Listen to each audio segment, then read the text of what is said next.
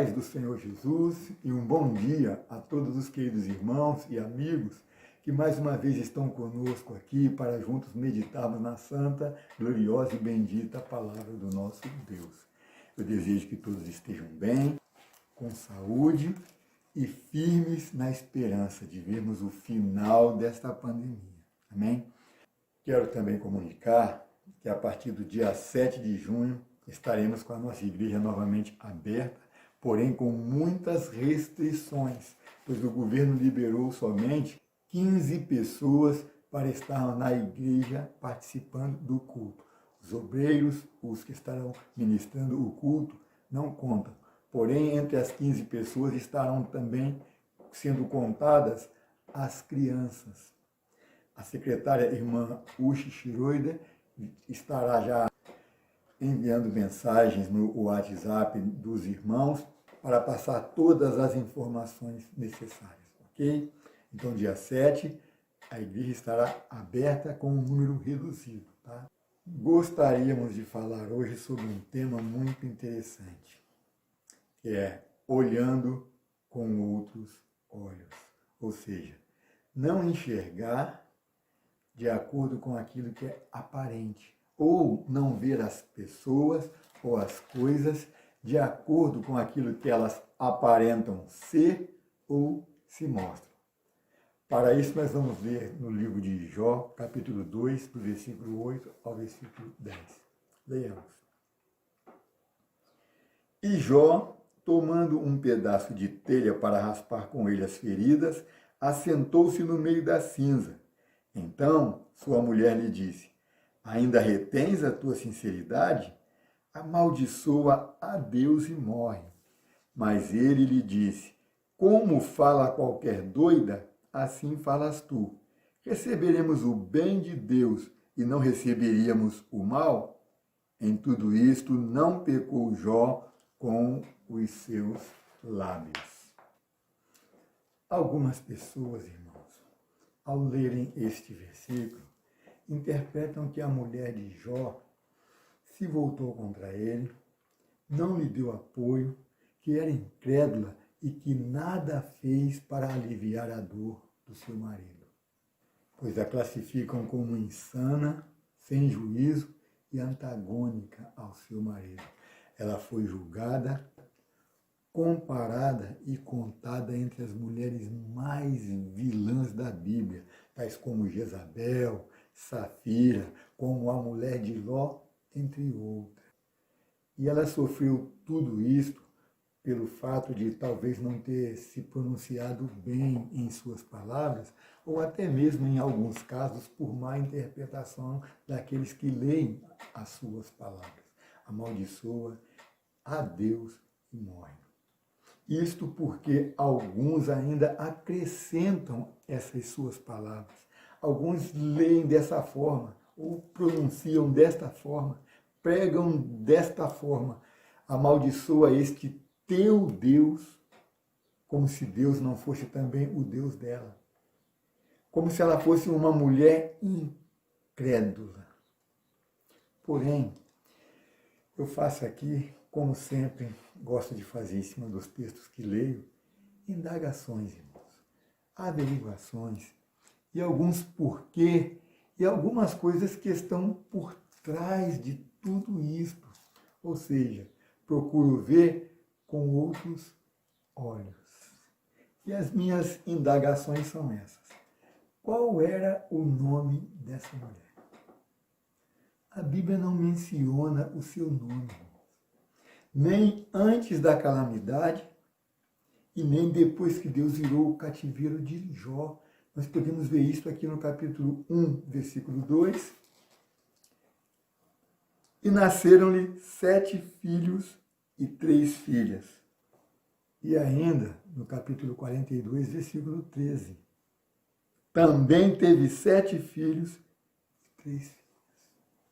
Ou seja, a família de Jó aqui só foi mencionada no início e no fim como os filhos. E esta mulher aparece por mais ou menos 2 ou 3 minutos no máximo. Depois foi citada mais 2 vezes, que foram também mal interpretadas por muitos que a leram. Outra indagação que eu tenho é quais seriam as motivações que a impulsionaram e fizeram com que ela falasse desse jeito. Será que ela era tão indigna e condenável assim, a ponto de sofrer tamanho julgamento? Ou, na pior das hipóteses, será que também o inimigo não tentou usar ela para fazer com que Jó negasse a Deus, pecasse contra Deus e até blasfemasse contra Deus? Irmãos, o inimigo ele é experiente nesta área. Já com o primeiro casal, lá no Gênesis, lá na criação, ele fez isso. Ele fez isso com Adão e com Eva. Vamos ler Gênesis capítulo 3, do versículo de 1 a 6. Ora, a serpente era mais astuta que todas as alimarias do campo que o Senhor Deus tinha feito.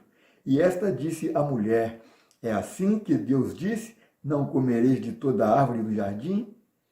E disse a mulher à serpente: do fruto das árvores do jardim comeremos, mas do fruto da árvore que estiver no meio do jardim, disse Deus, não comereis dele, nem nele tocareis, para que não morrais. Então a serpente disse à mulher: certamente não morrereis, porque Deus sabe que no dia em que dele comerdes, se abrirão os vossos olhos e sereis como Deus, sabendo o bem e o mal. E vendo a mulher que aquela árvore era boa para se comer e agradável aos olhos, e árvore desejável para dar entendimento, tomou do seu fruto e comeu, e deu também ao seu marido, e ele comeu com ela. Irmãos, Paulo menciona este fato em poucas palavras, em 1 Timóteo, capítulo 2, versículo 14 e 15. Diz assim: e Adão não foi enganado, mas a mulher, sendo enganada, caiu em transgressão. Salvar-se-á, porém, dando à luz filhos, se permanecer com modéstia na fé, na caridade e na santificação. Ou seja, o homem não foi enganado, mas a mulher foi enganada. Como lemos, ela foi enganada, tomou do fruto, comeu e deu também ao seu marido. Quem sabe foi essa a intenção do inimigo ao tentar usar a mulher de Jó. Ele fez isso também com Pedro, irmãos, para impedir que o Senhor Jesus fosse até Jerusalém, fosse preso pelos sacerdotes, pelos doutores da lei e fosse crucificado em nosso lugar. Está em Mateus 16, 21 a 23. Desde então, começou Jesus a mostrar aos seus discípulos que convinha ir a Jerusalém e padecer muito dos anciãos e dos principais dos sacerdotes e dos escribas e ser morto e ressuscitar ao terceiro dia. E Pedro, tomando-o de parte, começou a repreendê-lo, dizendo: Senhor, tem compaixão de ti, de modo nenhum te acontecerá isso. Ele, Jesus, porém, voltando-se, disse a Pedro: para trás de mim, Satanás, que me serves de escândalo, porque não compreendes as coisas que são de Deus, mas as que são dos homens. Em base a estas passagens, podemos até concordar com essa tese de que, com as suas palavras, a mulher de Jó estivesse sendo usada pelo inimigo, pois ele é experiente nesta área, irmãos. Mas vamos olhar para ela com outros olhos. Porque fazendo assim, irmãos, nós poderemos ver e entender que tipo de mulher e esposa ela realmente possa ter sido. Essa mulher sofreu a dor de ver o seu marido perder tudo. Perdeu seus filhos, seus bens, seus amigos, o título de cidadão mais rico do Oriente, e ainda foi acometido de uma chaga maligna, que tudo nos indica ter sido lepra. Os irmãos podem ler isso no capítulo 1, versículo 2 e 3, e do 13 ao 19, e ainda no capítulo 2, versículos 7 e 8. Em base a todos estes sofrimentos, a todas essas calamidades que ela presenciou e também sofreu, alguns podem afirmar que ela o tenha abandonado. Porém, irmão, se nós lermos o versículo 9 do capítulo 2, nós vamos entender e ter, de certa forma, certeza que ela não o abandonou. Vejamos. Então, sua mulher lhe disse. Aqui está o segredo, porque a palavra usada aqui é então, sua mulher lhe disse.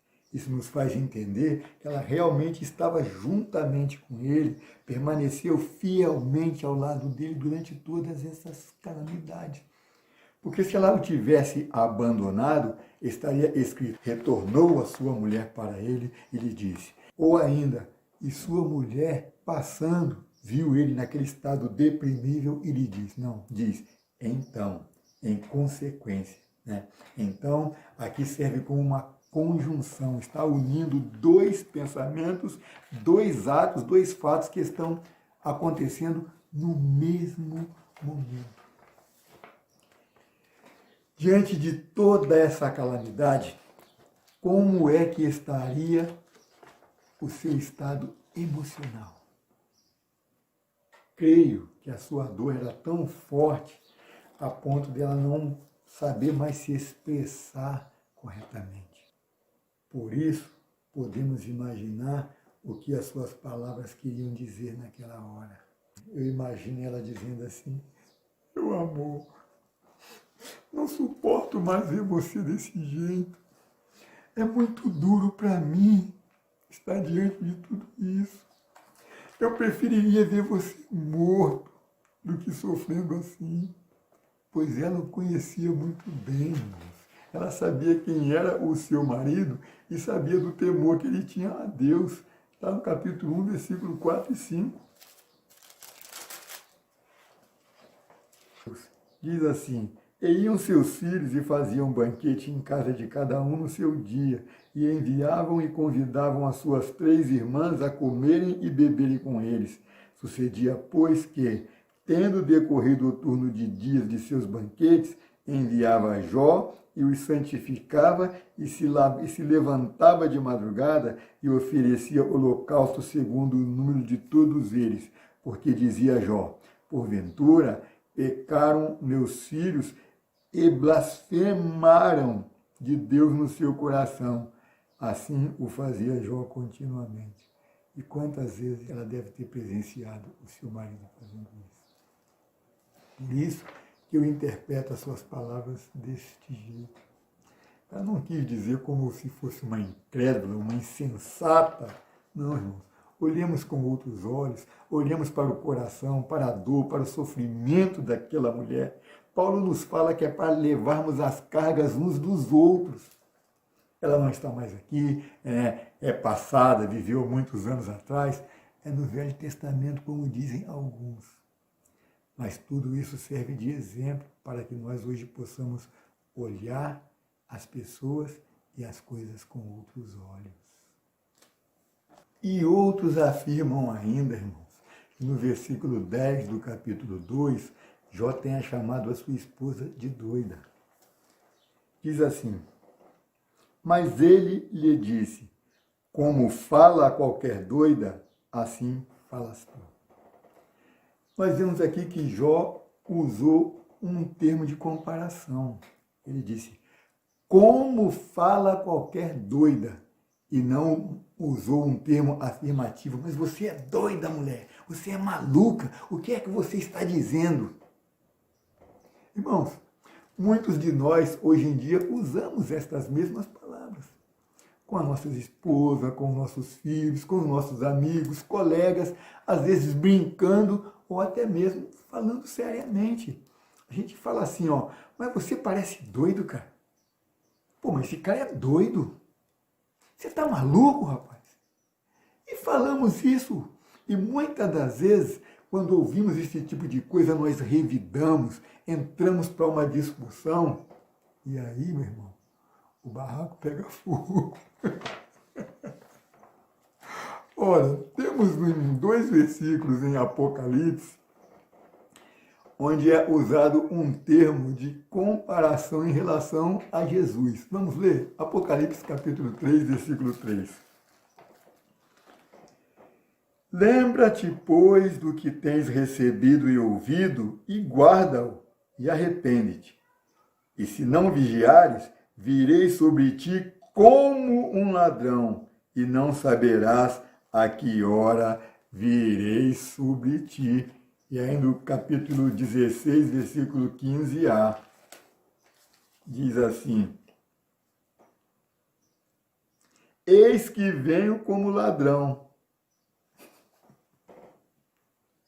Aqui é Jesus falando, o mesmo termo de comparação. Jó disse, como fala uma louca? Jesus diz, eu virei como ladrão, eis que venho como ladrão.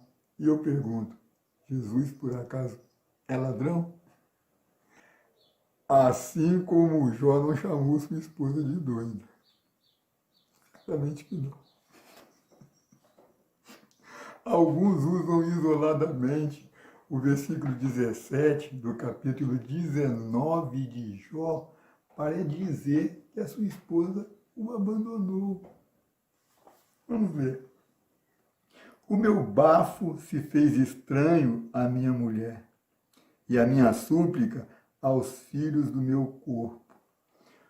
Aqui, irmãos, eu creio que Jó estava se referindo ao fato dela não poder mais chegar perto dele, abraçar ele, beijar ele, chorar no ombro dele e o consolar acerca do seu sofrimento. Sabe por quê? Porque ele devia estar cheirando muito mal, irmão. Ele fedia. Nós sabemos que lepra não tem um cheiro bom. E ele não estava se higienizando, certamente não estava tomando banho, porque estava ali se coçando com telhas e no meio da cinza, devia estar um fedor, uma coisa horrível. Por isso que ele disse que o bafo dele era estranho para ela não estava acostumada com isso. Quem sabe ela estava acostumada a abraçar ele e sentir um cheirinho gostoso do caiaque, ou da água de cheiro da natura, uma força de expressão. Inclusive, ele usa aqui o mesmo verbo, estranhar, em relação ao fato dele não poder mais suplicar aos seus filhos, porque os seus filhos aqui já estavam mortos. Leia lá no capítulo 1, versículos 18 e 19, ele fala, e a minha súplica aos filhos do meu corpo. Quer dizer, a súplica dele seria estranha aos filhos deles, porque os filhos deles não estavam mais aqui. E nós precisamos tomar muito cuidado com esse tipo de interpretação. Precisamos estar muito atentos, olhar as coisas com outros olhos. Amém? Em base ao versículo 10 do capítulo 31, insinuam que a sua mulher o traiu foi viver com outro homem, porque ela o tenha traído e que tenha ido viver, morar com outro homem. Vamos ler. Então, moa minha mulher para outro, e outros se encurvem sobre ela. Eu vi comentaristas, irmãos, comentando passagens bíblicas, dando ensinamentos, e que leram este versículo isoladamente para afirmar isso, que a mulher dele o abandonou, que agora o traiu e agora foi viver com outro homem. Gente, isso é muito fácil de entender se lermos o contexto deste versículo, que está no versículo 9. Vamos ler de novo o 9 e o 10 para entendermos. Olha o que ele diz. Se o meu coração se deixou seduzir por uma mulher, ou se eu andei rondando a porta do meu próximo, se eu andei, então, quer dizer, por causa disso, em consequência disso, moa minha mulher para outro e outro se encurva sobre ela. Ou seja, se eu atrair, que ela também me traia. Porque aqui, irmãos, ele falava da sua integridade e da fidelidade que ele tinha no seu matrimônio. Oh, glória!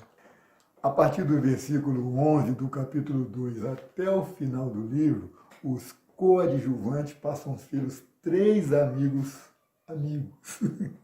de Jó, que vieram para condoer-se dele e consolá-lo. A partir daqui, sua esposa some. Eu creio que ela tenha feito isso até de propósito, sabe? Deixar os amigos dele à vontade ali para conversar com ele ali. Mas, na verdade, estes amigos foram muito mal para Jó. Eles não deram paz e descanso um segundo para Jó. E só reconheceram isso e se arrependeram depois que Deus os exortou. No capítulo 42, versículos 7 a 9, nós podemos ver esta história.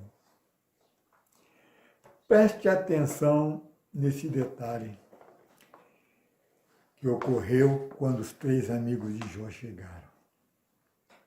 Eles ficaram 7 dias e 7 noites sentados e calados, olhando para a cara de Jó e não podiam falar nada. Tamanho era a compaixão, a pena que aparentemente eles estavam sentindo de Jó. 7 dias e 7 noites. Além do tempo que levou, a Bíblia não nos fala, pelo menos eu não encontrei, quanto tempo durou o discurso dele até o final do livro. Então, 7 dias mais este tempo, e 7 noites, é muito tempo para que alguém estivesse sem comer e sem beber. E eu pergunto, quem lhes terá servido? A Bíblia não nos fala.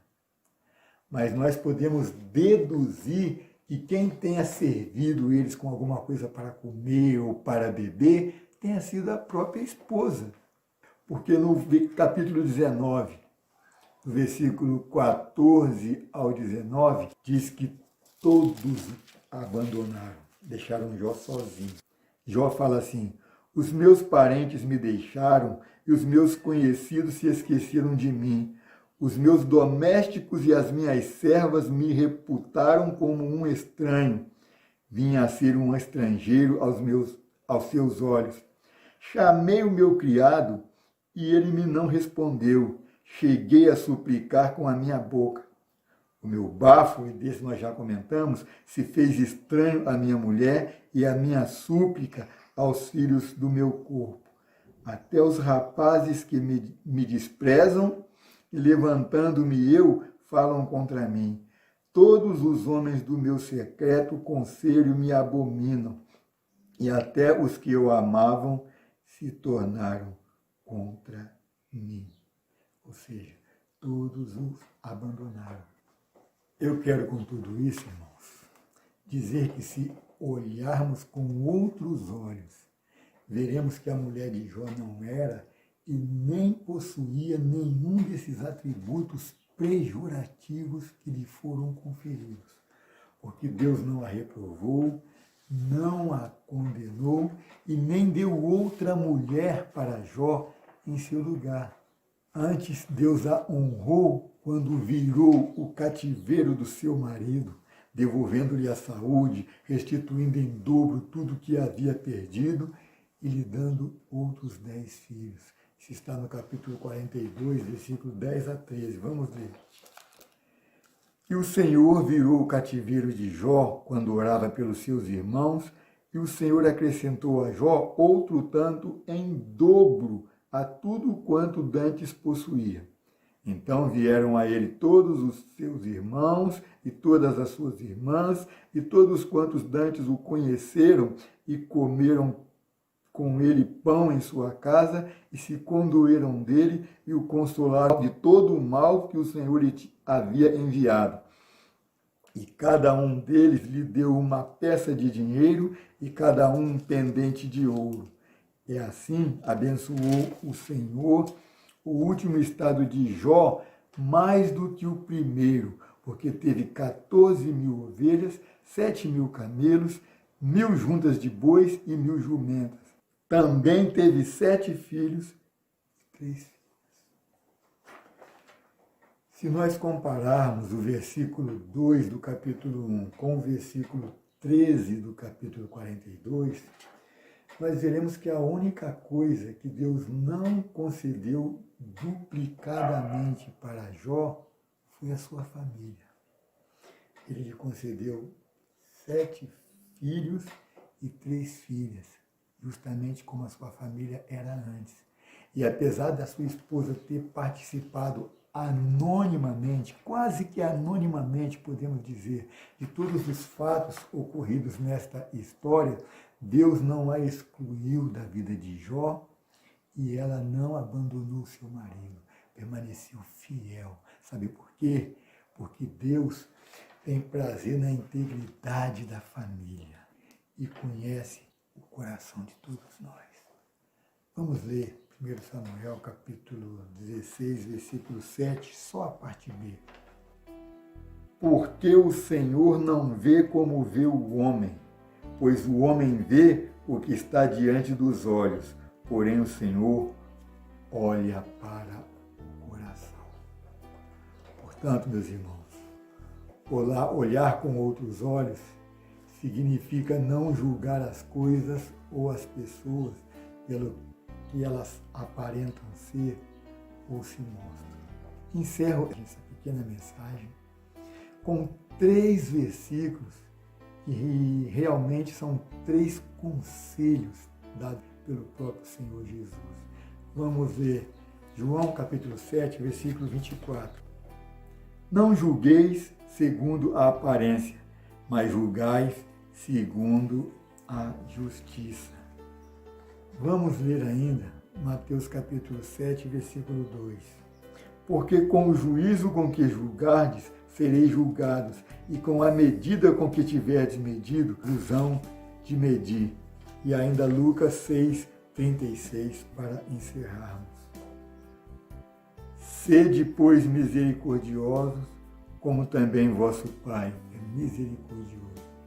Que Deus nos abençoe, irmãos, em nome do Senhor Jesus, e que nós possamos aprender a olhar com outros olhos. Pai do Senhor a todos. Amém.